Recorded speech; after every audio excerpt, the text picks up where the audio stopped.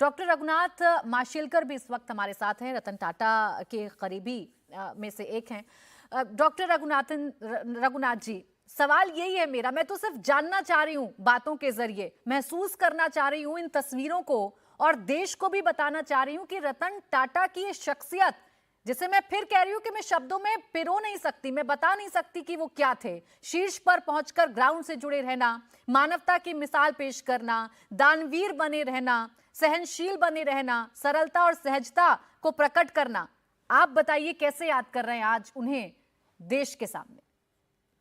देखिए, रतन टाटा जी और मैं तो 35 बरस से एक दूसरे को जानते हैं। मैं टाटा मोटर्स के बोर्ड पे था 10 बरस। टाटा एफर्मेटिव एक्शन प्रोग्राम का मैं चेयरमैन रहा हूँ। लेकिन मैं तो टाटा से पहले से बचपन से जुड़ा हूँ, क्योंकि मेरा जन्म एक गरीब परिस्थिति में हुआ था और एक टाटा स्कॉलरशिप 60 रुपये हर महीने में मुझे मिली, तब मैं पढ़ पाया आगे जा। तो एक इंटरेस्टिंग बात है कि 2000 में जैसे आपने कहा उनको पद्म भूषण मिला, तो ये जो मैं एक गरीब टाटा स्कॉलर था उसको भी उस वक्त पद्म भूषण मिला और हम दोनों को इकट्ठा पद्म भूषण मिला।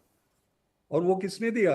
KR नारायणन प्रेसिडेंट थे, उन्होंने दिया, वो भी खुद टाटा स्कॉलर थे। तो ये क्या बताता है कि जैसे कि कहा सुरेश जी ने कि हम तो अभी कॉर्पोरेट सोशल रिस्पॉन्सिबिलिटी की बात करते हैं, लेकिन टाटा में तो कॉर्पोरेट सोशल रिस्पॉन्सिबिलिटी कब की आई थी।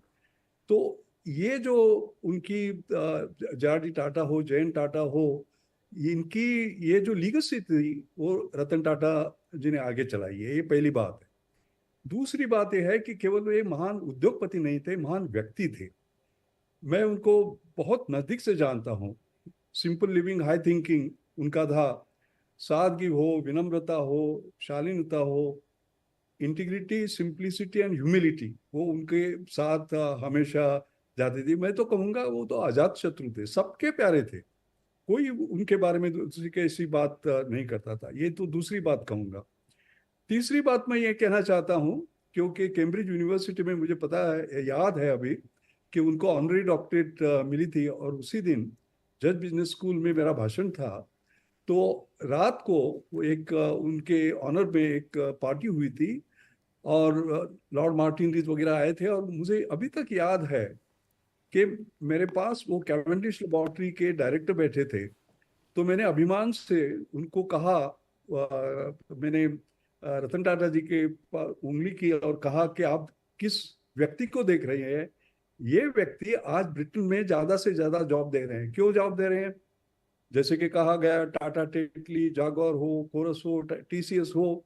तो आप समझ सकते हैं कि एक अभिमान की बात है कि जिस ब्रिटेन ने हमारे ऊपर राज्य किया, उनको आज एक भारतीय उनको ज्यादा से ज्यादा मैन्युफैक्चरिंग में जॉब दे सकता है।